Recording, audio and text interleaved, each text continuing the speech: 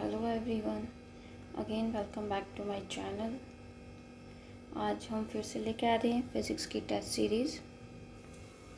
ये काफ़ी हेल्पफुल होगी आपके प्रिपरेशन के लिए for non medical TGT commission and for TET also. So before starting please subscribe my channel, like and share my channel. Thank you very much. Okay, now let's start. Your first question is the efficiency of a Carnot engine operating with the severe temperature of the 100 degree centigrade and the minus 23 centigrade will be. आपको यहाँ पे बहुत सारे option दे रखे हैं। 100 plus 23 upon 100, 100 minus 23 upon 100, 100 plus 23 upon 373 and the option is 100 minus 23 upon 373. अब आप इसको कैसे सॉल्व करेंगे? आपके पास होता है फार्मूला एफिशिएंसी के लिए, that is eta is equal to T1 minus T2 upon T1। ठीक है, अब इसमें आपको जो टेम्परेचर दे रखा है वो C की फॉर्म में दे रखा है, आपको इसको केल्विन में कन्वर्ट करना पड़ेगा। ठीक है, तो आपको दे रखा है 100 डिग्री सेंटीग्रेड। इसको जब आप केल्विन में कन्वर्ट करेंगे तो कितना आ जाएगा? 273 प्लस 100 इज इक्वल टू कितना आ गया? 373। तो ये चीज़ क्या आ गई आपकी? T1। ओके, तो आपके पास T1 कितना आ गया? 373। अब T2 निकाल लेंगे। T2 कितना हो गया आपका? T2 इक्वल टू, क्योंकि वो माइनस 23 है तो 273 माइनस 23 इज इक्वल टू कितना हो गया? 250 केल्विन। ओके, तो एक आपके पास आ गया 373 केल्विन, T1 आ गया और T2 आ गया आपके पास 250 केल्विन। ओके, अब आप इसको फॉर्मूले में डालिए तो आपके पास आ जाता है that is eta is equal to 373 minus 250 upon 373। Okay, अब इसको आप सॉल्व करिए। इसको जब माइनस करेंगे आपके पास कितना आ गया? 123 अपॉन 373। 123 को आप कैसे लिख सकते हैं? 100 प्लस 23 करके भी लिख सकते हैं अपॉन 373। ठीक है, तो आपके पास आंसर क्या आ रहा है? 100 प्लस 23 अपॉन 373। अब आप इसके नीचे ऑप्शन चेक कर लीजिए कि कौन सा वाला करेक्ट है आपका। आपका करेक्ट है कौन सा है? दैट इज 100, सॉरी ये नहीं, आपके वाला यस ये तो 100 प्लस 23 अपॉन 373। ठीक है, सो ऑप्शन सी आपका करेक्ट है। अब चलते हैं next question. The equation of a traveling wave is y is equal to 60 cos bracket 1800 t minus 6x bracket close, where y is in micron, t is in second and x is in meter. So the ratio of the maximum particle velocity to the particle of the wave propagation is. Option दे रखे हैं आपको। यहाँ पे आपको क्या निकालना है? दो चीज़ें। एक तो आपको निकालनी है मैक्सिमम पार्टिकल वेलोसिटी, दूसरा निकालना है वेलोसिटी ऑफ द वेव। फिर इन दोनों की रेशियो निकालनी है, फिर आपका यहाँ पे आंसर आएगा। करेक्ट, तो let's start how to solve it और फिर देखते हैं क्या आंसर आता है। इसमें सबसे पहली बात जो आपको y है, ये वाली इक्वेशन ये किस में दे रखी है? उन्होंने बोला इसको माइक्रोन में करना है। इसको माइक्रोन में करना है मतलब इंटू 10⁻⁻⁶ कर देना है यहाँ पे। ठीक है, तो आपका y क्या बन जाता है? आपका y इज इक्वल टू आता है 60 cos into 1800 t minus 6x into 10⁻⁻⁶। Okay, अब हमें वेलोसिटी की बात हो रही है तो वेलोसिटी इज इक्वल टू क्या होता है? v इज इक्वल टू क्या होता है? dy upon dt। ठीक है, तब ये जो y है इसको आप डिफ्रेंशिएट कर लीजिए। डिफ्रेंशिएट करके आपके पास क्या आएगा? 60 इंटू 10⁻⁻⁶ साइन ब्रैकेट जो भी है इसमें 1800 x sorry 1800t minus 6x, और अब अगर 1800 जो t है उसको डिफ्रेंशिएट करेंगे तो इंटू 1800 आ जाता है। ठीक है, इसको पूरा अच्छे से सॉल्व करेंगे। पूरा अच्छे से सॉल्व करने के बाद आपके पास वेलोसिटी इज इक्वल टू आ जाती है 6 इंटू 18 इंटू 10⁻³ इसको आप और सॉल्व कर लीजिए। ठीक है, अच्छा हाँ, मैक्सिमम ये आ जाता है इंटू, यहाँ पे साइन की टर्म्स आ रही हैं, इंटू जो भी आपके पास आ रहा है sine into 1800t minus 6s। अब हमने क्या निकालना था, एक हमें v मैक्सिमम निकालना है, v मैक्सिमम निकालना है। तो v मैक्सिमम के लिए हमें क्या करना पड़ेगा, हमारे पास साइन मैक्सिमम होना चाहिए, ये जो साइन है ये हमारे पास क्या होना चाहिए, मैक्सिमम होना चाहिए। और साइन की मैक्सिमम वैल्यू कितनी होती है, 1 होती है। तो ये जो पूरी टर्म है, तो ये जो पूरी टर्म है ये हमारी क्या हो जाएगी 1, क्योंकि साइन की मैक्सिमम वैल्यू 1 होती है। तब हमारे पास क्या बचा 6 इंटू 18 इंटू 10⁻³ ठीक है, तो हमारे पास v maximum is equal to आएगा 6 इंटू 18 इंटू 10⁻³ ठीक है जी, यह आपके पास आ गया v मैक्सिमम। इसको संभाल के रख लीजिए। अब दूसरा आएगा हमारे पास v वेव के लिए निकालना है आपको, velocity of the wave propagation. तो v wave is equal to आ गया आपके पास ओमेगा अपॉन k। अब ओमेगा आप ऊपर फॉर्मूले में देखिए, ओमेगा यहाँ पे हमें दे रखा है that is cos into 1800t minus 6x। ये किससे रिमेम्बर करता है, cos into omega t minus के एक्स से रिसेंबल करता है। तो इन दोनों को अगर आप कंपेयर करेंगे तो यहाँ पे 1800 क्या है, ओमेगा है, 6 क्या है, यहाँ पे k है। यानी कि हमारे पास क्या आ जाता है, हमारे पास आ जाता है ओमेगा इज इक्वल टू 1800 और k इज इक्वल टू हमारा आ रहा है 6। ठीक है जी, तो अब हमारे पास v जो हम वेव प्रोपेगेशन के लिए निकाल रहे हैं इज इक्वल टू है हमारे पास ओमेगा अपॉन के दैट इज 1800 अपॉन 6। अगर इसको अगर हम सॉल्व करते हैं तो हमारे पास कितना आ रहा है 300। ठीक है, अब हमारे पास v मैक्सिमम भी निकाल लिया, v वेव भी निकाल लिया। हमें क्वेश्चन में इनकी रेशो पूछी है, तो अगर आप रेशो निकालेंगे तो रेशो इज इक्वल टू क्या आएगी 6 इंटू 18 इंटू 10⁻³ अपॉन 300। इसको सॉल्व कर लीजिए। सॉल्व करके आप अपने आप सॉल्व करके देखिए क्या आंसर आ रहा है। मैं आपको आंसर बता रही हूँ दैट इज़ 3.6 इंटू 10⁻⁻4।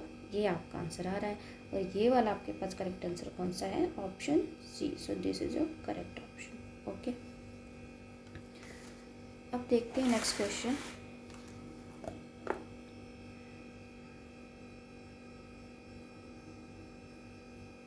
ये है आपका next question,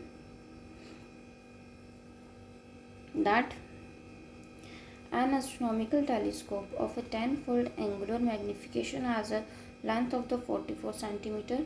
The focal length of the object is, क्या होगी focal length of the object? नीचे ऑप्शन दे रखे हैं 4 सेंटीमीटर, 40 सेंटीमीटर, 44 सेंटीमीटर या फिर 440 सेंटीमीटर। अब इस टाइप के क्वेश्चंस को आप कैसे सॉल्व करेंगे, कैसे आंसर निकालेंगे? यहाँ पे सबसे पहले तो लेंथ ऑफ द टेलीस्कोप हम देखेंगे। लेंथ ऑफ टेलीस्कोप वो इज इक्वल टू क्या आता है, F of not F of object F of E, F not plus F E. ठीक है, अब हमारे पास क्या है, ये टोटल लेंथ हमें गिवन है, एफ नॉट प्लस जो एफ ई है वो क्वेश्चन के अंदर में गिवन है दैट इज़ 44 सेंटीमीटर। ठीक है, वहाँ से आप एफ ई निकाल लीजिए that is 44 minus f not. Okay, इसको रख लीजिए क्वेश्चन 1 बना के। अब हमें क्या निकालना है, अब हमें मैग्नीफिकेशन का फॉर्मूला लगाना है। मैग्नीफिकेशन का फॉर्मूला आपके पास क्या होता है, मैग्नीफिकेशन का फॉर्मूला इक्वल टू होता है F of naught upon F of E. ये हमें कितना है 10 दे रखा है, कितने हैं हमारे पास 10 फोल्ड है। ठीक है, तब हम क्या करेंगे, इसमें वैल्यूज पुट कर देंगे।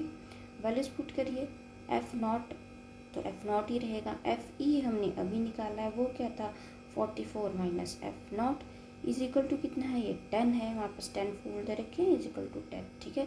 तो हमारे पास क्या आया, दोबारा लिखती हूँ, हमारे पास आया है F0/44 minus F0 is equal to 10।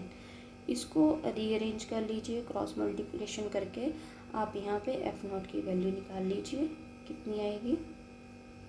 मेरे वीडियो को पॉज करिए, फॉर्मूले में वैल्यू डालिए और सॉल्व करिए।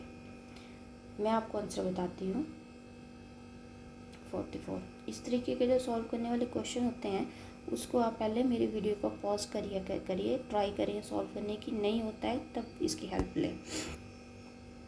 ओके सो अच्छा 40 सेंटीमीटर जो आंसर, तो 40 सेंटीमीटर में से कौन से वाला ऑप्शन है, आप देखिए यहाँ पे, ये जो बी ऑप्शन है यहाँ पे 44 सेंटीमीटर लिखा है। सो this is your correct.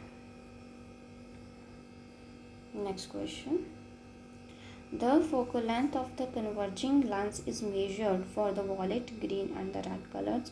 It is respectively FV, FG, FR। ये आपके पास क्या है, अगर आपको क्लियरली नज़र नहीं आ रहा है सो ये आपके पास है FV, FG, FR, ठीक है, FV, FG, FR।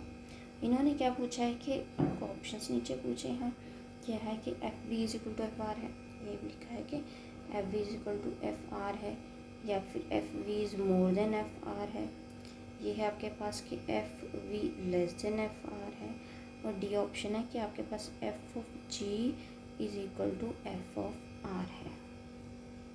तो इन चारों में से आपका करेक्ट ऑप्शन कौन सा होगा, the focal length of the converging lens is measured for the violet, green and the red colour is respectively f v, f g, f r. तो इसमें से क्या होगा आपके पास करेक्ट फोकल लेंथ, आपका जो करेक्ट ऑप्शन है that option is this C, कि आपके पास जो एफ वी है वो लेस देन होगा एफ आर। वॉलेट के लिए आपके पास फोकल लेंथ कम होगी than the red colour. Next question,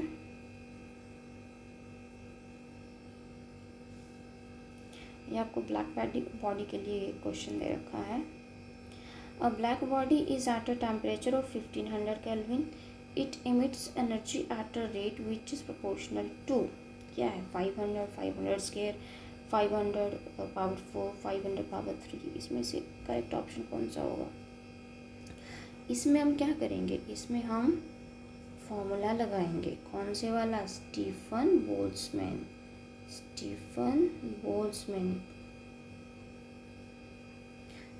Boltzmann ने क्या बोला था कि जब एनर्जी होती है वो डायरेक्टली प्रोपोर्शनल टू टी की पावर 4 होती है टेम्परेचर। अब आपको टेम्परेचर कितना है, टेम्परेचर आपको दे रखा है 500, तो आप यहाँ पे डालिए तो E directly proportional to 500 power 4 आ रहा है। तो ये रहा आपका आंसर। तो ये वाला आंसर नीचे ऑप्शंस में कहाँ दे रखा है आपको, नीचे ऑप्शंस में ये आपको दे रखा है यहाँ पे सी में। तो आपका यहाँ पे कौन सा करेक्ट आंसर है, दैट इज सी।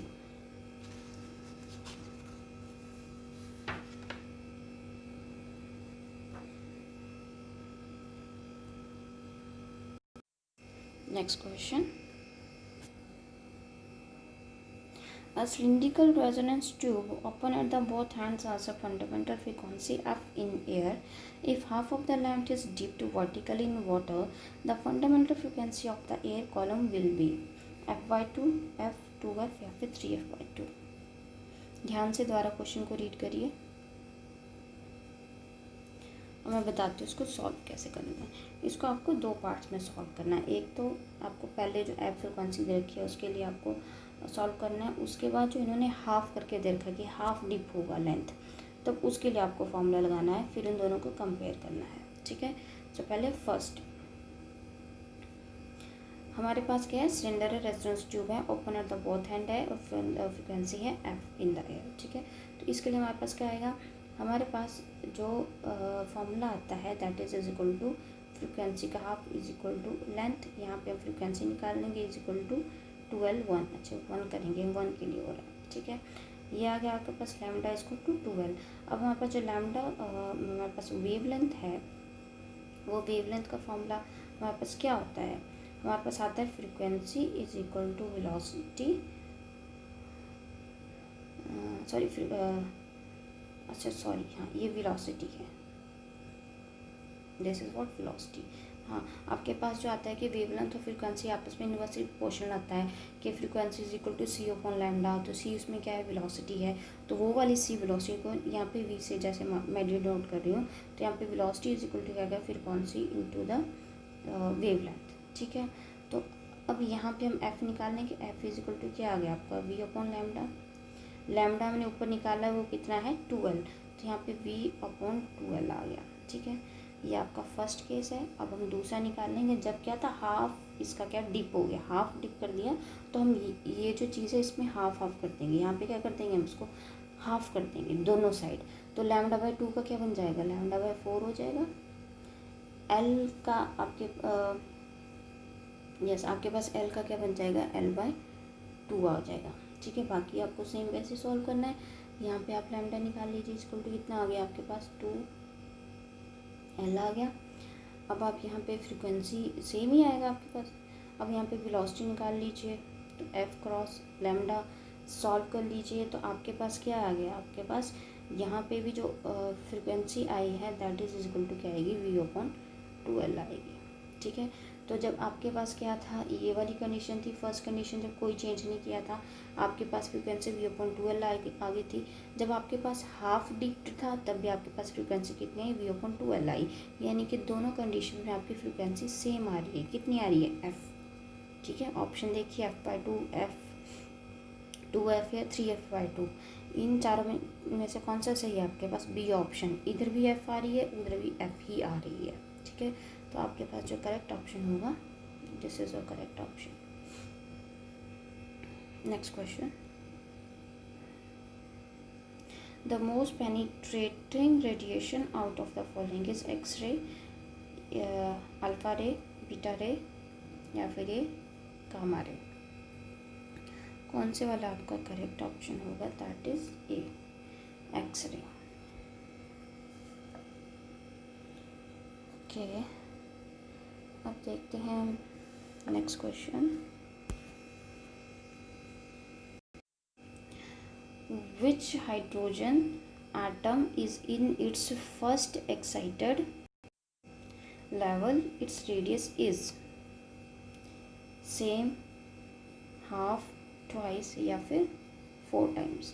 दोबारा से क्वेश्चन को रीड कर लीजिए, which hydrogen atom is in its first excited level, its radius is, sorry which नहीं when आएगा, when hydrogen atom is in its first excited level, its radius is, क्या होगी इसकी रेडियस, आपका जो करेक्ट ऑप्शन आएगा that is the 4 times, 4 times हो जाएगी।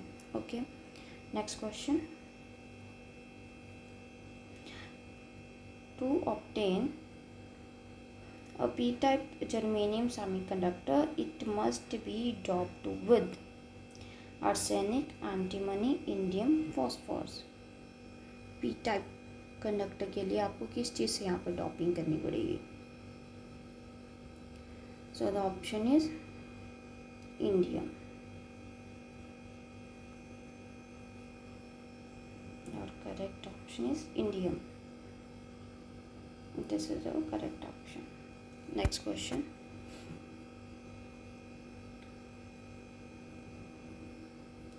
The energy of the ground electronic state of hydrogen atom is minus 13.6 electron volt, the energy of the first excited state will be, क्या होगी, minus 3.4, 27.2, minus 6.8 या फिर minus 52.4।